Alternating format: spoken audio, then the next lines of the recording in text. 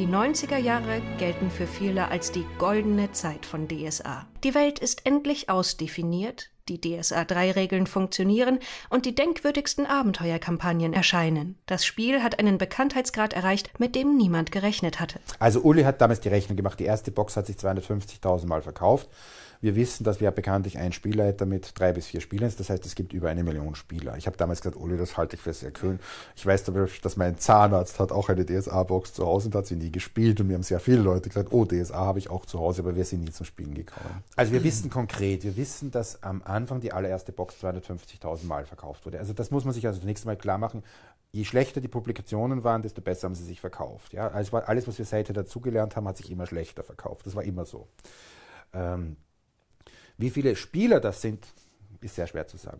Was man erlebt, also was wir jetzt erleben, ist durchaus, es gibt unglaublich viele Menschen, die Kontakt mit DSA gehabt haben. Wenn man heute überhaupt generell Leuten gegenübertritt und sagt, kennst du Rollenspiele, den musst du es heute nicht mehr erklären. Also in der Regel nicht mehr erklären. Weil sie irgendwann in ihrem Leben Kontakt zum Rollenspiel hatten und das in der Regel auch mit DSA, weil es einfach das Größte war. Wenn du 1985 Rollenspiel gesagt hast, gab es immer nur ein Kichern, das sind doch die Leute, die sich kostümieren, das ist doch eher so ein Sexfetisch, oder? Rollenspiele. Ja, aber das zeigt auch nochmal, was für eine Durchdringung das erlebt hat. Und ich glaube auch, das haben wir auch nicht vergessen, wenn man jetzt ein bisschen auf die letzten Dekaden, die zurückblickt, auch der Erfolg von vielen Computerspielen, ist vorweggenommen worden, natürlich von den Pen-and-Paper-Spielen. Und es gibt unglaublich viele Leute, die jetzt irgendwie im Pen-and-Paper-Bereich losgelegt hatten, die heute in Computerspielefirmen sitzen und dort arbeiten. Das kommt ja auch nicht von ungefähr. Ja. Und auch, bitte, mein Kerngebiet jetzt Romane. Also gerade in der Fantastik. Ich kenne fast keinen Kollegen, der nicht irgendwann Berührung zu Fantasy-Rollenspielen hatte. Als ich mein Haus verkauft habe, habe ich die Waschkörbe von alten Sachen gefunden. Und dann fand ich plötzlich ein Dings, den ich nie geöffnet habe, einen Brief von einem Kai Meier, einem 13-Jährigen. Dann habe ich ihn aufgemacht, war das ein Abenteuer. Und dann habe ich später mal bei ihm angerufen und gesagt, sag mal, kann das sein, dass du dein erstes DSA-Abenteuer an mich geschickt hast? Und er sagt, stimmt. Am Anfang habe ich es mit DSA versucht. Das habe ich glücklicherweise nie geöffnet. Daher hat er nie beim DSA Karriere gemacht, sondern ist ein erfolgreicher Fantasy-Schriftsteller geworden. Aber was ist das Geheimnis von Das Schwarze Auge? Warum spricht es etwas in seinen Fans und Spielern an? Also wenn ich das Patentrezept hätte, um solche Bestseller zu erfinden, würde ich das tun. Aber ich glaube, es ist ganz genau das, worüber wir gerade schon gesprochen haben. Es ist die komplexe Welt. Es ist nicht nur eine kleine Geschichte, sondern man hat eine ganze Welt mit verschiedenen Staaten, mit verschiedenen Städten, Völkern und so weiter. Ich denke, jeder Spieler wird sich wahrscheinlich auch sein eigenes kleines Reich daraus suchen. Der Wolfgang Holbein hing auch dauernd bei uns rum und hat Zinnfiguren gekauft. Also das Alleinstellungsmerkmal von DSA ist, dass es halt eine unglaublich große, detaillierte Welt ist. Es ist manchmal schwierig, Dinge zu erklären, die man mag. Ich bin mit DSA groß geworden als Autor und bin mir dessen bewusst, was ich Aventurien auch schulde. Es bietet alles, was ein Fantasy-Spiel haben muss. Man hat unglaublich viele schöne Settings, die über viele Jahre mit Leben gefüllt worden sind von unzähligen Autoren. Und es ist was, wo man sich auch mit den Jahren immer wieder heimisch fühlt. Aber auch Leute, die noch nie Kontakt damit hatten, finden ihre Nische einfach dadurch, dass es viele schöne Settings gibt. Das ist quasi wie ein Spiel mit ganz vielen Facetten. Der Hauptgrund für den Erfolg vom Schwarzen Auge ist, dass es einfach für jeden etwas zu bieten hat. Das Schwarze Auge ist einfach enorm weitreichend und ich glaube, jeder kann sich mit all seinen Träumen, gerade mit den Märchen und Kindheitsgedanken, die man da drin hat, einfach wiederfinden. Ich kenne durchaus Rollenspieler, die nehmen das als Hintergrund, haben aber ihr eigenes Reich, ihre eigenen Städte und Völker und zum Teil eigene Wesen entwickelt.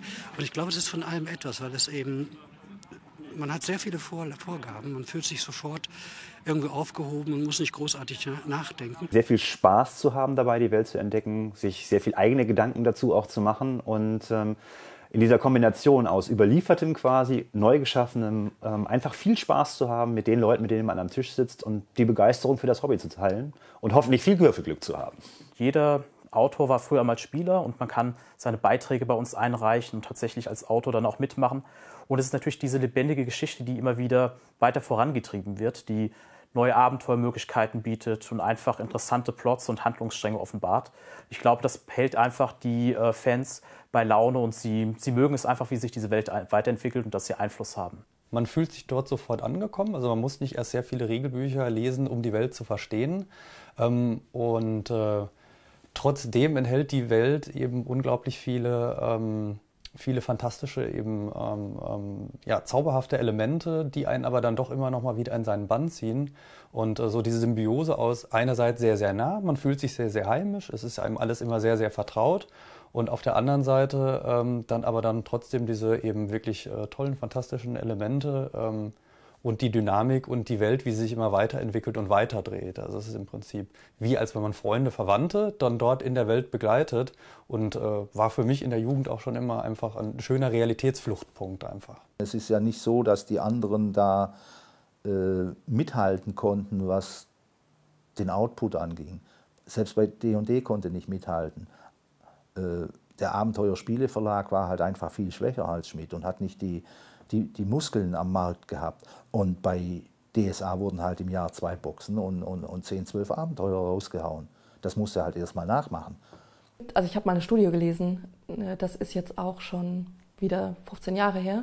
Da ging es um parasoziale Beziehungen in Fernsehserien, die man aufbaut als Zuschauer.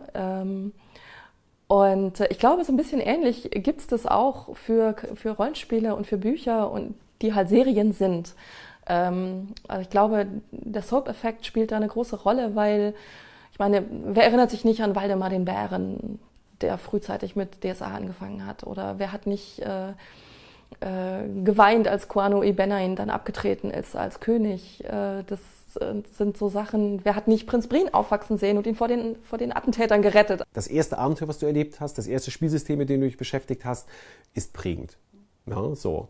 Anderen ist das mit AD&D damals gegangen oder D&D oder die haben Midgard gespielt und komischerweise oder weniger komischerweise spielen sie bis heute dieses System, weil sie irgendwie damit, glaube ich, da irgendwie angetriggert worden sind. Und bei mir war es halt irgendwie DSA.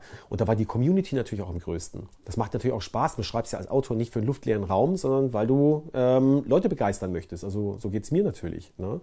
So, und da hast du natürlich beim Schwarzen Auge hast du natürlich damit die größte Reichweite gehabt. Die meisten DSA-Spieler kannten D&D ja gar nicht. Viele DSA-Spieler sind initiiert worden zum Rollenspiel durch DSA und haben vorher nichts anderes gekannt. Ich glaube, wichtig ist einfach, nach dem heutigen Maßstab mal zu gucken, wie viele sind mit DSA in Berührung gekommen. Ne? Ich glaube, für ein Unternehmen ist natürlich wichtig, wer kauft. Das ist aber in einer Rollenspielrunde 1/4 bis 1/5, nämlich der Spielleiter, der vieles bis alles irgendwie haben möchte. Und dann ist die Frage, was kaufen die Spieler? Oder umgekehrt, wie viele Spieler werden irgendwann mal zum Spielleiter, sodass sie sich das auch irgendwie kaufen wollen? So, und das ist, glaube ich, überhaupt die Krux bei Rollenspielen. Wenn man sich jetzt zum Beispiel AD&D oder auch Vampire the Masquerade zum Beispiel anguckt, die haben es ja geschafft, Publikationen rauszubringen, die sowohl vom Spielleiter als auch vom Spieler gebraucht werden. Das heißt, dann hast du also mal locker hoffentlich eine Verdopplung, was halt der Verkäufer. Genau, so schaut professionelle Abzocke aus. Das hatte bei DSA ja niemand wirklich ernst. Naja, es gab auch bei DSA ja durchaus mal die Überlegung, ob man nicht tatsächlich dann auch sowas wie das Konzept von Diebesbänden, Magierbänden und dergleichen was halt wie aufgreift. Das ist ja bisher nicht geschehen. Ne? So, das hast du dann eher bei den Boxen oder bei den Quellenbänden halt erlebt. Und dann darfst du nicht vergessen, Spielen und Kaufen ist auch nochmal eine verschiedene Sache. Wir haben natürlich durch die Entwicklung der Altersstruktur haben wir inzwischen eine Situation, dass sehr viele alte DSA-Spieler eigentlich gar keine Zeit mehr zum Spielen haben, weil sie einen guten Job haben und gutes Geld verdienen. Daher ist Geld für sie nicht sehr relevant und die sublimieren, brutal gesagt, indem sie statt zu spielen, kaufen sie diese Produkte halt einfach mal. Das heißt, du hast da Sammler. 5.000 bis 10.000 Hardcore-Junkies, denen völlig egal ist, was die Sache kostet, weil sie unbedingt haben wollen und sammeln.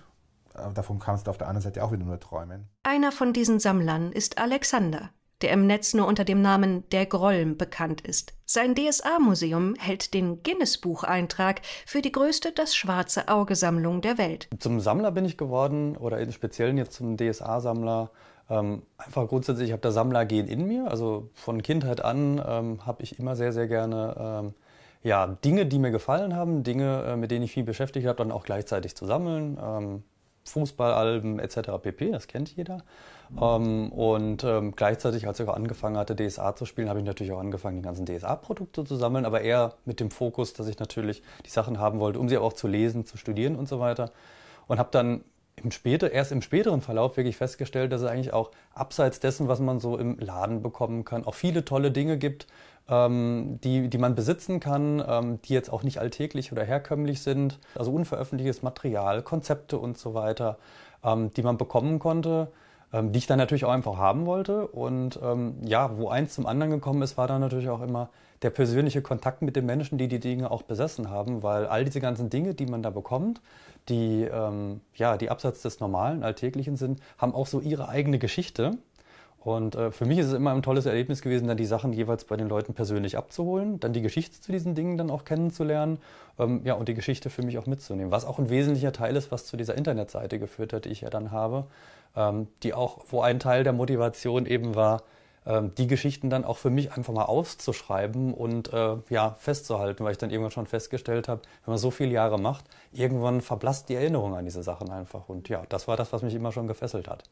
Ich habe zum Beispiel, also das ist die Burg der Ungeheuer, dieses Display. Das ist etwas, wo mich der Stefan Küppers irgendwann mal angesprochen hat. Ich habe da noch mal was zu Hause, das habe ich aus dem Müllcontainer damals auf der Spiel 1992 geholt. Die 90er waren unbestritten eine Hochzeit für Pen-and-Paper-Rollenspiele in Deutschland. Für die Macher von DSA war es die Gelegenheit, ein wenig vom Rockstar-Leben zu kosten. White Wolf war durchaus immer ausgesprochen partyfreudig. Oder man ging auf die Franzosen-Party von, ich glaube, Jeu de Cartes, die organisiert haben. Wo sich dann halt wirklich Autoren und Macher, Grafiker von den ganzen internationalen und auch deutschen Spielen dann zusammengefunden haben. Und das war dann reichlich informell, um es mal so zu sagen. Es hat nie gereicht von den Auflagen her, dass wir jetzt irgendwie Stretch-Limos, Koks und Nutten irgendwie hätten haben können, aber durchaus war 90er Jahre Hochzeit der Rollenspiele auch Partyzeit. Auch ohne Drogen und käufliche Liebe hat DSA im Lauf der Jahre einiges an Skandälchen angesammelt. Sex war von Anfang an ein Thema beim DSA. Wir haben mit der Raya/Raja von vornherein eine Sex- und Liebesgöttin eingeführt gehabt. Sex ist immer eine der Standardthemen von Fantasy gewesen. Cover von Fantasy waren immer nackte Frauen, halbnackte Männer. Wir haben 2 Themen, die in unserem Leben tabuisiert sind. Das sind Leute töten und das Gegenstück dazu. Und Fantasy hat sich immer in den beiden Bereichen ausgetobt. Ich glaube aber tatsächlich eher optisch. Also wenn ich mir die Cover, gerade der damaligen Zeit, sind mir natürlich auch noch bekannt, aber Sex im Rollenspiel, also ich muss sagen, ich musste mich jetzt natürlich, oder habe mich mit Anton Westel wegen Namenlose Nächte natürlich genauer mit dem Thema Sex beschäftigen müssen, weil das ja nun als Hintergrund eine Orgie während der namenlosen Tage, was halt nie zum Hintergrund hatte. Das muss ja eine Qual gewesen sein für dich. Nein, das war natürlich mit viel Hahaha, aber das ist natürlich auch schon mal so ein Kennzeichen, weil das war eine der ersten Sachen, die wir uns natürlich Gedanken gemacht hatten, war natürlich, kannst du es darstellen und wenn, wie stellst du es dar? Und es gibt eigentlich nur eine Möglichkeit. Man kann es nur humorvoll darstellen. Ich will nicht Sex, gerade Verbal-Erotik im Rollenspiel erleben. Das ist jetzt meine persönliche Meinung. Das heißt aber, wenn ich dann zum Beispiel sage, okay, ich hab einen Darkroom und ich muss da also irgendwie irgendeinen Verdächtigen verfolgen und ständig über so, oh, tut mir leid, ich wollte nicht drauf treten. Das ist natürlich, das macht Spaß. Aber sobald ich dann jetzt, also irgendwie explizit jetzt auch so schon meinen Charakter soll jetzt auswürfeln im Prinzip, ob er jetzt einen hochkriegt oder nicht, oder ob ich jetzt schwanger werde oder nicht, oder wie gut ich im Bett war und was halt irgendwie, da frage ich mich schon ehrlich, wer hat denn dann sowas Spaß? Also außer jemand, der jetzt einen echten Mangel hat oder was halt irgendwie. Also daraufhin sage ich, wenn eine Runde daran Spaß hat, dann soll sie das bitte so machen. Aber da bin ich auch der Meinung, das Thema ist. Entschuldigung, aber es bleibt ja natürlich was halt ganz klar, wie weit und was halt darf das gehen? So, oder kann es gehen? Oder was ist zu dem Thema wie zu sagen? Das muss immer die Spielrunde miteinander entscheiden. Und das ist natürlich noch schwieriger, weil ich meine, es ist ja schon schwierig genug, sich zu zweit drauf zu einigen, was man sexy und aufregend findet. Und zu 5, zu 6 mit Leuten herauszufinden, was finde ich okay, ohne dass einer sagt, das geht mir zu weit. Das ist sicher sehr schwierig. Ich habe sehr viele Briefe von 14- bis 18-jährigen Jungs bekommen und das ist sehr deutlich, dass es ein Thema war. Es ist tatsächlich so, dass Schmidt sich nicht damit identifiziert, außer an dem Punkt, wo so ein Brian Talbot mal einem Mädchen das Kleid vom Leib in einer Zeichnung reißen lässt. Da flippt man natürlich fast aus und das wird dann natürlich so beim nächsten Mal fällt es der Zensur zum Opfer. Ich habe schon sowohl wirklich intensive Liebesszenen im Rollenspiel erlebt, und zwar unabhängig von der jeweiligen sexuellen Orientierung des Spielers oder des Charakters. Ja, also wir konkret haben gerade in einer Rollenspielrunde eine absurde Liebesgeschichte zwischen einem Engel und einem Dämon erlebt mit einem Kuss, wobei der Mann, ich als Mann, gerade in einem weiblichen Körper steckte mit dem, makes sense in Kontext, wie man so schön sagt. Reiter Conchobert, als ich beschlossen habe, ich baue jetzt diese Figur auf, habe ich natürlich versucht zu sammeln, was wissen wir denn schon über ihn drüber, und da war faszinierend, wie viel sexuelle Anekdoten und sexuelles Interesse gekommen sind. Und daraufhin habe ich dann beschlossen, okay, dann schreibe ich die Geschichte einfach so abwechselnd, immer eine Kampfgeschichte und eine Sexgeschichte. Das war aber weitgehend die Reaktion darauf, was ich schon bekommen habe. Also man würde nicht für möglich halten, was die paar DSA-Spielerinnen, also ich habe da durchaus einschlägigste Angebote für Reiter Conchobert bekommen, inklusive, also er ist mein Vater, ich möchte mit ihm ein Kind haben, soll er bitte meine Kinder adoptiert haben und so weiter. Also es gibt ausdrücklich eine Geschichte. Also da waren einfach sehr viele Sachen. Und da ist sozusagen das Interesse von Seiten der Spieler gekommen. Daraufhin habe ich beschlossen, okay, dann muss ich ein bisschen mehr Gas geben. Es hat mir selbstverständlich Spaß gemacht, das Ganze zu schreiben, keine Frage. Ja. Aber da habe ich versucht zu reagieren auf die vermeintliche Erwartungshaltung, soweit man die halt überhaupt als Autor abfragen kann. Wobei natürlich auch, klar, einige Sachen kann man unter Humor abstufen. Also, weiß ich jetzt von den Reitri-Romanen, weiß ich jetzt die Lanzenreiterin, ist ja okay. Also sich durch die 40 Ferdorker Lanzenreitern durch, aber das ist deutlich. Das kam bestimmt nicht ungefähr. Deutlich ironisch gemacht, die Geschichte richtig. Und was Gute was Sexualität betrifft, ist nur wirklich, muss man auch vielleicht auch nochmal erwähnen, die wirkliche Gleichberechtigung bei DSA. Das habe ich immer gut gefunden. Und ich glaube, da hat zum Beispiel auch DSA immer eine Vorreiterrolle gehabt. Das war ganz deutlich, da hat Uli von Anfang an sehr deutlich darauf Wert gelegt. Er war da auch nicht ganz konsistent, weil er hat dann gleichzeitig wieder die Amazonen eingeführt, die nur weiblich sind. Ja, bitte die Hexen, die eigentlich auch nur weiblich sind. Aber die Hexen waren dann war ich immer sehr neidisch drauf. Ja. War ich sehr endlich meine männliche Hexe, so als Ausnahme. Man kann sie also doch spielen. Ja, genau, das ist richtig. Ja. Und ich habe ausdrücklich, der erste Satz in Reiter Conchobert ist ausdrücklich, als der Hebam mich auf die Welt brachte. Da habe ich gesagt, okay, wenn wir Gleichberechtigung machen, dann darf es nicht nur Schmiedinnen geben, sondern muss es logischerweise auch das männliche Gegenstück geben. Da war Uli sicher ein großer Vorreiter, was das angeht. Ulrich Kiesow, Thomas Römer als Chefredakteure haben beide für das generische Femininum in Büchern zum Beispiel teilweise gestimmt. Also Oemmel war einer der federführenden Menschen, die beim Grundregelwerk, glaube ich sogar, also damals beim Heldenwerk, für das Wechsel in den Charakterbeschreibungen zwischen männlicher und weiblicher Anrede, also Pronomen, gestimmt haben. Und er hat das auch durchgezogen, egal was für eine Kritik da kam, fand ich total klasse. Da legen wir auch heute immer noch viel Wert drauf. Wenn wir zum Beispiel ein neues Regionalspiel planen, achten wir halt bei den Verteilungen der wichtigen NSCs, wie da die Verteilung der Geschlechter ist und so weiter, und haben da immer ein Auge mit drauf. Es wird kein Hehl daraus gemacht, dass die Macher Freude an blanken Brüsten haben, und da es sich eben um ein deutsches Produkt handelt, kommen sie damit im Gegensatz zu den US-Kollegen auch durch. Schwarzes Auge ist ja ein Spiel aus den frühen 80ern und da gab es in Deutschland eine sehr lockere Sexualmoral, würde ich mal sagen. Freie Liebe war ein großes Thema und dementsprechend hat sich das auch so ein bisschen im Rollenspiel niedergeschlagen, würde ich ganz einfach mal sagen. Also es war immer schon ein System, was sehr offen mit Sexualität umgegangen ist und auch mit geschlechtlicher Gleichberechtigung. Wir haben mit Raya eine Göttin, die freie Liebe predigt zum Beispiel und da auch einfach sehr locker mit umgeht. Und dementsprechend ist das auch in den Büchern gehandhabt worden. Also wir hatten Illustrationen, die expliziter waren, als man das jetzt vielleicht vom US-Markt so kennt. Es ist ein Spiel, das ab 14 Jahren empfohlen ist bei uns in Deutschland. Und dementsprechend ist es nie sehr explizit geworden. Also mir persönlich ist es nicht großartig wichtig. Ich denke einfach nur, es sollte nicht schlimm sein.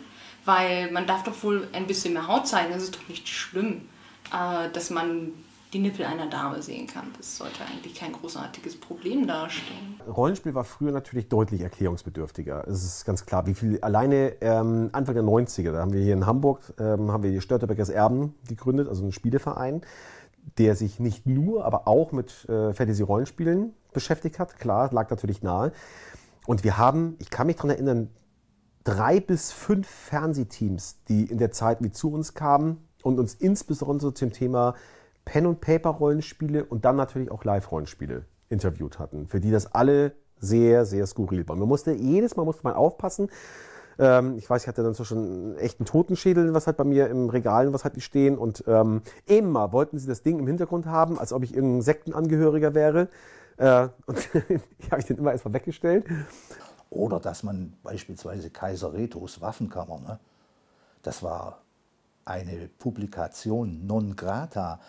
Ich weiß nicht, ob die Schmidt, nee, wir haben sie Schmidt nicht angeboten, weil wir genau wussten, das machen die nicht. Da hat Jörg den richtigen Riecher gehabt. Daraufhin ist es dann bei Fanbrot erschienen. Das war ein absoluter Bestseller, also der weit, weit über alles ausgerissen ist, was sonst geschrieben ist. Weil so viele Leute gekauft haben, offensichtlich nicht nur DSA-Fans, sondern auch Leute, die sich einfach für Waffen, mittelalterliche Waffen oder sowas interessiert haben. Und ich glaube, da hätten wir alle mehr draus machen können. Da hätte Jörg noch mehr Ideen gehabt in die Richtung. Da hätten wir mit einer anderen Art von Hintergrundmaterial arbeiten können. Es hätte überhaupt so viele Möglichkeiten gegeben. Wir haben so viele Sachen nicht gesehen. Im nächsten Teil unserer Reihe reden wir über DSA in anderen Medien, PC-Spiele, LARP und Spin-offs.